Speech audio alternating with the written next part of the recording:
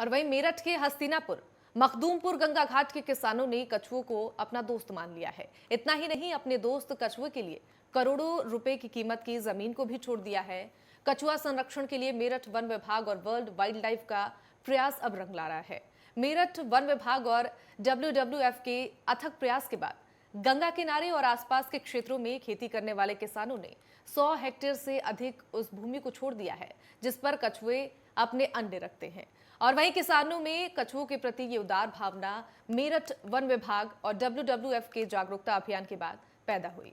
कछुओं के अंडों को संरक्षित रखने के लिए मेरठ सहित मुजफ्फरनगर, बिजनौर, बुलंदशहर में गंगा किनारे हैचरी लगाई गई है। और वहीं 2013 से अब तक लगभग 5000 कछुओं को संरक्षित किया जा चुका है। और इसी को लेकर IFS राजेश कुमार ने नेटवर्क 10 संवाददाता अरुण सागर राज से खास बातचीत की है। जहाँ एक तरफ भूमि के लिए अपने ही अपनों का मर्डर कर देते हैं, जमीन लाल कर देते हैं, खूनों की होलियां खेलते हैं, वहीं मेरठ में किसानों ने बड़ा दिल दिखाया है। ऐसा मैं आपसे क्यों कह रहा हूँ, ये मेरी खबर से क्यों कनेक्ट होती है, इस बात पर बात करने के लिए मेरे साथ जो है DFO मेरठ हैं। मैं उनसे जानने की कोशिश करता हूँ आखिर ये क्या मुहिम थी जो अब रंग ला रही है। हालांकि विभाग को इसमें काफ़ी कठिनाई आई, मेहनत करा और लोगों को इसमें भावनात्मक फैक्टर के साथ भी जोड़ना पड़ा। सर, आपका बहुत बहुत स्वागत है। सर, मैं जानना चाहूँगा जिस मुहिम का मैंने जिक्र किया वो क्या है, जो कछुओं का संरक्षण है, उसके अंडों का संरक्षण है, वो क्या है? बिल्कुल, उत्तर प्रदेश वन विभाग और WWF में साथ में मिलकर 10 साल पहले एक प्रोग्राम चलाया था टर्टल कंजर्वेशन के लिए। इसमें टर्टल जो एग्स लेइंग करते हैं वो जनरली शोर पे करते हैं जहाँ पर खेती भी होती थी।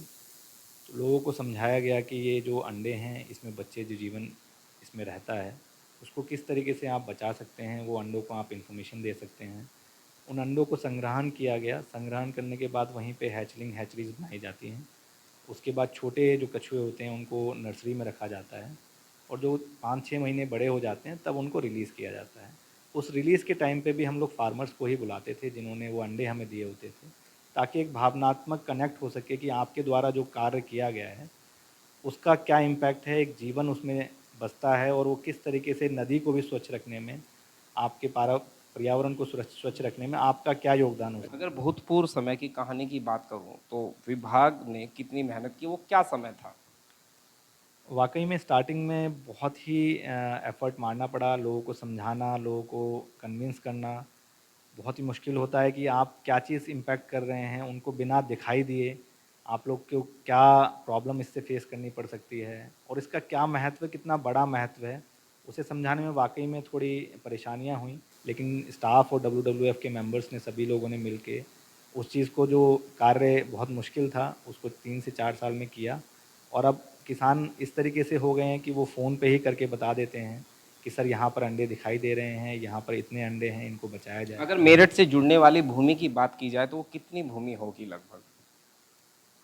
इसका प्रॉपर असेसमेंट अभी तक नहीं किया गया है, लेकिन एक टेंटेटिव रूप में कहा जा सकता है कि 50 से 100 एकड़ के आसपास ऐसी ज़मीन है जिसको हम लोग पूरी तरीके से संरक्षित कर चुके हैं। वहाँ पर अगर कछुओं का अंडा मिलता है या कछुए कहीं भी मिलते हैं, उनको कोई संरक्षण की आवश्यकता है, तो वो किसान उसको हमें बताते हैं और उस भूमि को संरक्षित करने में मदद करते हैं। जी बिल्कुल, विभाग मानता है कि कछुआ और किसान एक दूसरे से कनेक्ट नहीं होते हैं, लेकिन उन्हें कनेक्ट कर पाना, उन्हें ये सेंटेंस समझा पाना कि किसान का कछुआ मित्र है, ये बहुत ही टिपिकल और कठिन एक टास्क था। अपने कैमरा सहयोगी के साथ अरुण सागर राज, नेटवर्क 10, मेरठ।